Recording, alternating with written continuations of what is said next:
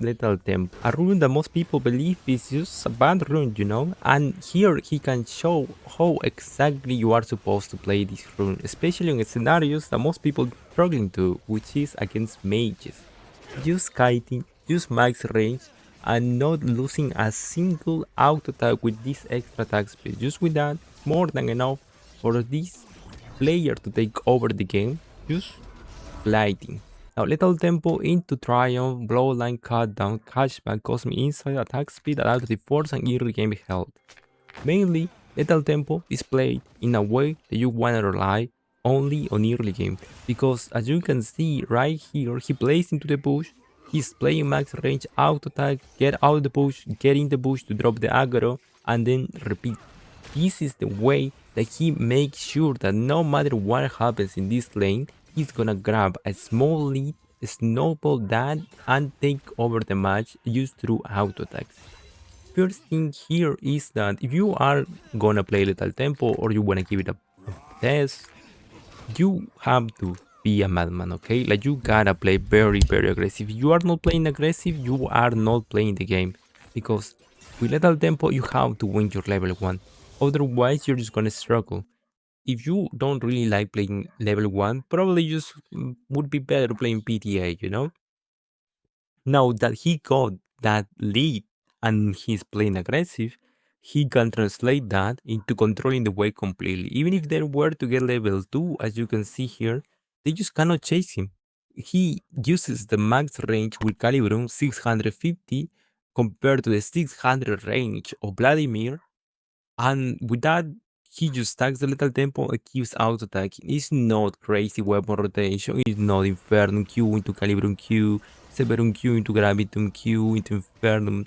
The core of this champion and the best way to play it is actually just auto attacks, especially early game. You know, that's something that is very counterintuitive by a lot of players that just wanna drop like Q into ultimate, into W, into Q, into another Q, into swapping weapons again.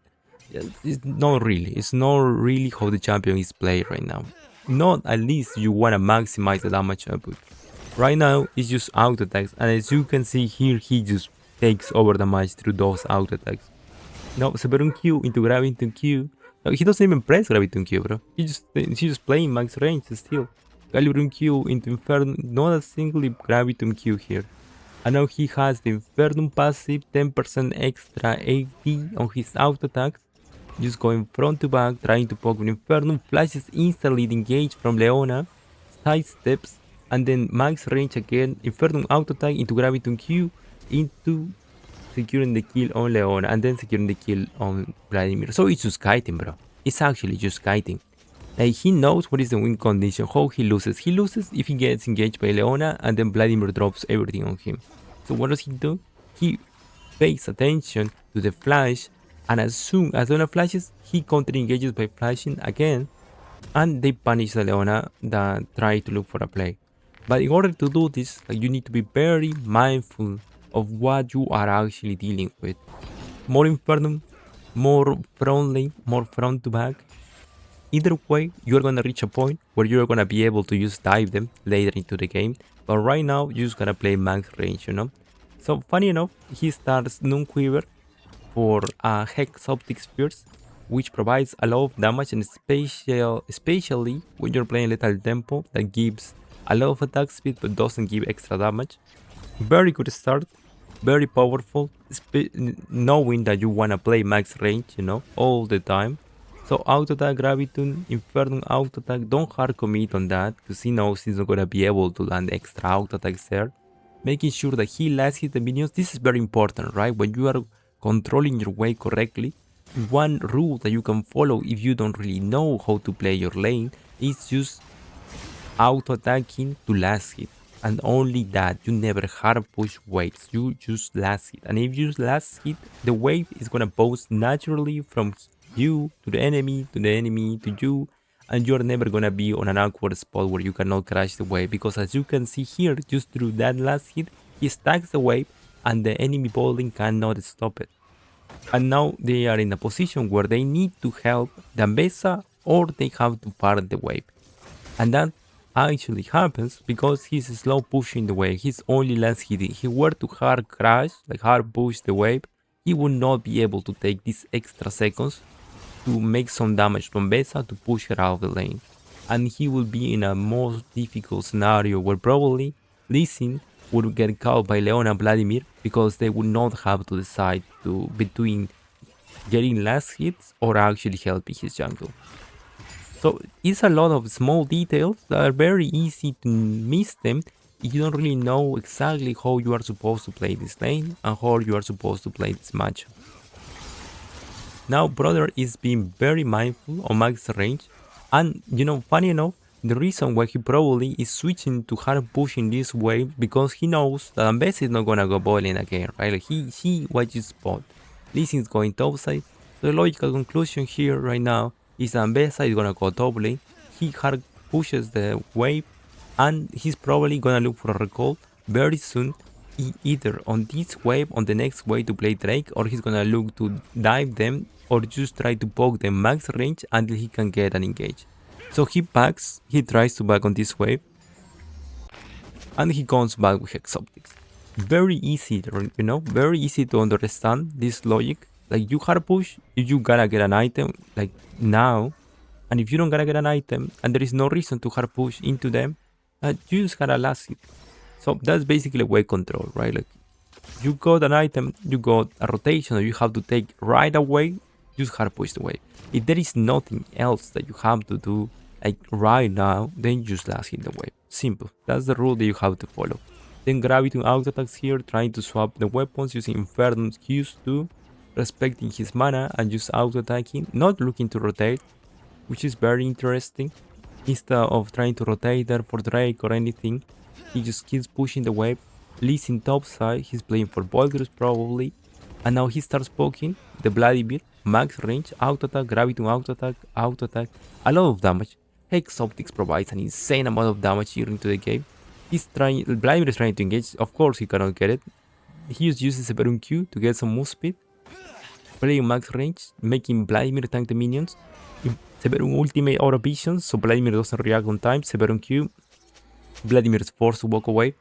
Max range while Vladimir has the power Q and then starts hitting with Inferno on the minions to poke the Vladimir. As you can see, it's just a small amount of damage, but he has done this several times already, so that extra damage is gonna end up adding up. Again, max range when Vladimir got the power Q. Auto attack the tower, auto attack Vladimir with Severum, auto attack, one crit, and second crit. So just 2 crits and 3 normal auto attacks. And you might think, what provides more damage there, like PTA or Lethal Tempo? And let me tell you, math-wise, Lethal Tempo provides damage every single time when you are just auto attacking. Way more damage, way more than Conqueror, way more than PTA on every single case. The only way that you would be doing more damage with PTA is that if you start with a Severum Q into proccing the PTA instantly into proccing PTA a second time, That's how it is. But here, as you can see, more often than not, what he's doing is just auto attack. So Lethal Tempo makes more sense here. Also because he's never gonna one-shot anybody on the front lane, right? That's one of the reasons why PTA is not as good as it was before. But that doesn't mean that PTA is bad, Like PTA is very doable. It's a rune that you can go every single match. Lethal Tempo requires a lot of micro skill. So I would not recommend you to start going Lethal Tempo right away because that's probably just gonna make you lose matches. But to understand how you are actually supposed to play the champion in early game, you wanna start winning this type of matchups, You can play whatever you want, however you want, but there are some situations that are more optimal than others, And if you are good macro, it doesn't really matter if it's suboptimal or not. Max range again into Calibrum ultimate, very well played, like very good flash, very good cleans, Making sure that he tanks enough, but as soon as he's getting into a difficult position, he flashes away and cleanses. Very, very good. And now we are in a position that he just can take over the match, Like he just gotta keep playing max range, front to back, and he got more than enough damage. Phantom Dancer with Hexoptics. So the name of the game now is just front to back. with 407 base move speed and getting Mercury threats as boots, he just can chill out and hit Leona, hit Bolivir or Ambessa. Probably Ambessa still kills him, but he's gonna be able to dish out a lot of damage. Ideally, what you wanna play with this type of setup though is like Crescendo, right? Like no matter what, you just wanna play Crescendo. Especially Crescendum Calibrum is the best thing that you can go when you are playing Lethal Tempo, better than Severum Crescendum. The main reason is because Severum doesn't really stack Lethal Tempo, and actually Crescendum, Q, Calibrum Marks do stack Lethal Tempo. So in that option, you are gonna do way more damage. Severum Auto Attack, Crescendum Q, very good setup. Another reason why Brown is such a good pick with Aphelios. He allows him to play very aggressive, and this Peyz is not afraid at all to keep pushing forward and keep getting more advantage, you know? That's amazing. That's very good to see. Now Calibrum and Crescendo, the strongest weapon combo that you can have with Lethal Tempo, Hexoptics, and also Phantom Dancer because you're kiting. Because this turret is gonna ramp up so quickly, bro. Like this turret is gonna go insane with the Lethal Tempo. The amount of auto attacks that you can reset right away with getting that Crescendum Q in the ground is insanity. Also, he has no mana now. Calibrum, auto attack, max range. Brown defends him. He doesn't stop auto attacking a single second. As soon as they get into range, Calibrum, auto attack. And then he switches to Crescendum in melee range. Beautiful. Like their team know what they're doing, you know, like their team are playing with him. And on top of that, he dishes out the max amount of damage that he can do. That's one of the reasons why I would not really go Aldiar in this position, you know, because you might think very easily here, sure, there is a lot of front lane, so I gotta get Aldiar right now. When in reality, your main way to play this game, and what I would imagine why Peyz is going Lethal Tempo with Phantom Dancer into Mercurial Scimitar here, is because the thing that matters the most is surviving. You gotta survive first. And getting this extra move speed, as we saw in the last team fight, allows him to kite that Bolivir and just keep enough time for his team to reach him and he be able to dish out more damage and survive. If he dies, doesn't matter that he has like Infinity Edge Pierce into LDR, which is the highest damage output that you can ever do, because he's gonna get stunned and he's gonna disappear, and then afterwards he doesn't get to play, right? Before, in all meta, you could actually get something like Kraken Slayer Pierce with true damage, and it would not matter at all that you got no mobility or not, you would just make them disappear. Still, he can kill Smolder very easy, but like I said before, the moment that Ambessa gets close to him, he's just gonna disappear. And that's what happens here right away. He's not able to play the game at all. Now, here in this spot, he's gonna be able to play around his team, but only if he kites, right? Like only he plays max range. Even with Mercurial Scimitar, he's still gonna play max range. Unless he has an insane amount of damage that he's gonna be able to dish out in this spot like this. Then again, the main reason why he's allowed to play this match is because he knows his limits, you know, he knows what is his win condition, and his win condition in early game was actually taking over the level 1 just through auto attacks and spacing the max range that he has, like that 50 extra range that he has compared to Vladimir Q, because Vladimir Q has 600 range and Calibrum auto attacks has like 650. Just that 50 range translates into him winning the match, because he plays around that, because he is mindful, and the way that he handles wave just maximizes the way that he plays and just get him a better lead, you know. Now at this point he just kites and glides front to back, he doesn't really care, right? Calibrum auto attack, and he does a lot of damage.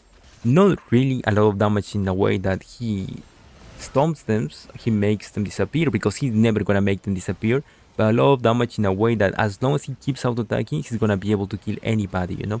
The problem is, like I said before, he's gonna get CC one time, and that one time of CC is enough to make him disappear.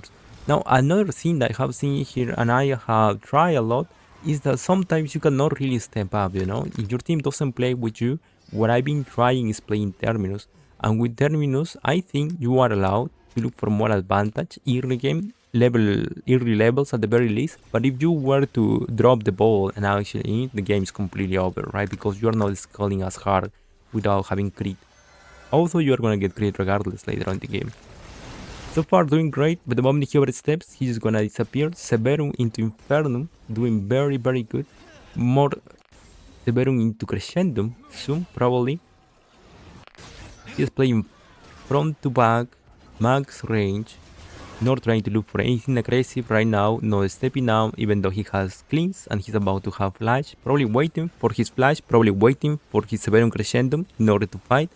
Severum Q to close the gap, Infernum ultimate, he doesn't get caught by Leona, auto attack, and Vladimir is not allowed to one-shot him. That's another very important detail, you know? He never gives an H level 1, he never gives any advantage to the Vladimir or the enemy ADC from early game. Like, there is no reason that he's gonna get one-shotted. Like, most people ask that question, like, how do I deal with the enemy top lane, mid lane, jungle, whoever that is fed? Well, the way that you deal with them is getting fed yourself, you know? Like, you're gonna find your own advantage. And once you find your own advantage, you never drop it. And even if Vladimir tries to combo you like crazy, he's just not gonna kill you. So this is how this match works out very good. And the way that Peyz takes over this match, very easy to just kiting. I hope this was useful for you guys and you wanna see more matches like this. Understand better how the pro players are playing these Aphelios games and taking over different matches just through mechanics.